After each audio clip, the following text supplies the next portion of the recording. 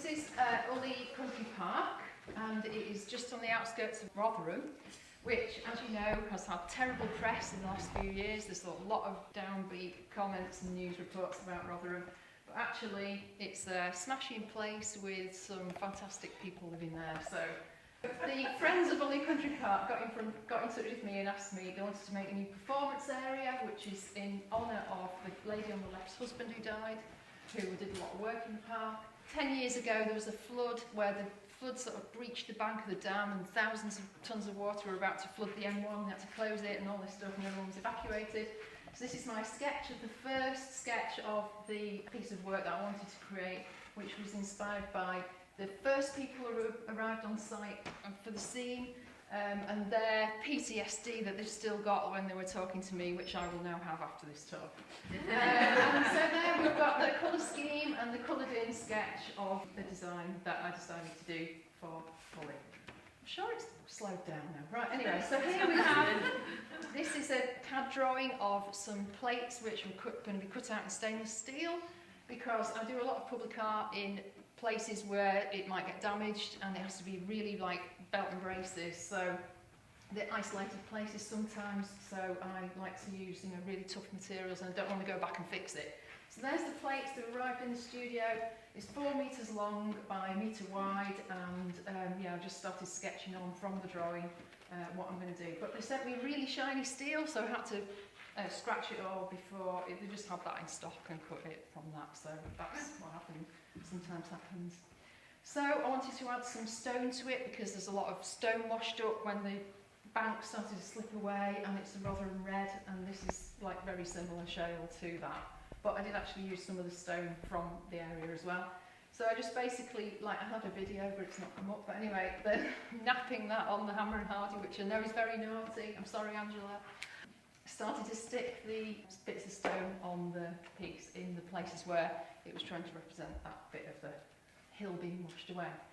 I use a Ardex epoxy adhesive to work on this material. So now I'm starting to build up, there's 3 strands sort of knitted together. One is the water, which is rushing down, which apparently has incredible sound to it. And there's the hose pipes of the firemen who were there, and there's the Rotherham red. So you see the 3 sort of woven together. So I'm just starting to build up the hose pipes now, and they're just like, that was really fun to do. Just like, there were halves, a lot of it is Mosaic and Winkleman tiles and some harmony, and they're sort of like, it was really fun to do all these like worms, but I was trying to see what I could get away with in terms of gaps on there, so just sort of grouted quite big areas, which I quite like doing now, so I've started doing that a bit more. And it's got some etched in stainless little bits of text which I've fitted in, which are all the sort of like the facts and the stories to do with the flood in that area. And yeah, there's me looking tired after 16 days solid of long days. And it's important for Rotherham to have this because obviously they've got this bad press, but also they just need to make new stories and not just dwell on the past so much. So although it is a memorial for the flood, it's like really making a statement about something new that's happened in Rotherham, really. So that's side-by-side photos from each end. So one end's 50 centimetres and the other end is 1 metre, and they're just sort of like running to each other.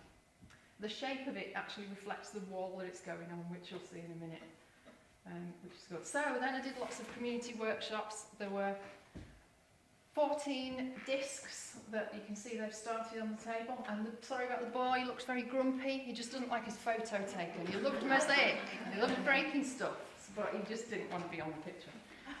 Well, he'd say he would, but So 5 schools and 6 community groups worked with me to make their own design of what they wanted to make.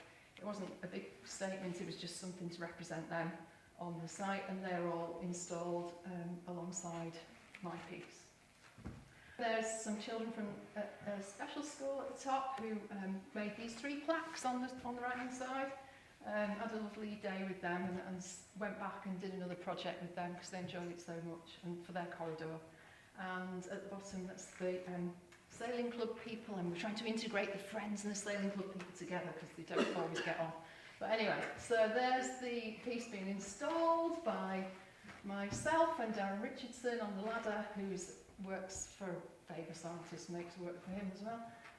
Not like I'm not famous, but you know. And and my husband Jason at the bottom, just helping me fill in the details.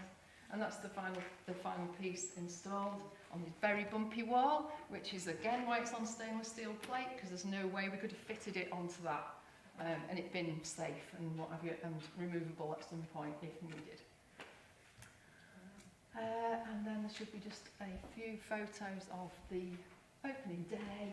So at the top left-hand side, very proud of some of the girls from the secondary school actually sang, and you know, as everyone was arriving, they were like singing pop songs they knew and stuff. They practiced, you know, obviously for performing. The mayor is in the middle, the lady there in the 50s dress. She was brilliant. She was like, yeah, just great. She came, and that's just a big shot of most people who turned up that day, but not everybody who worked on it, obviously. So yeah, I think that might be the last one.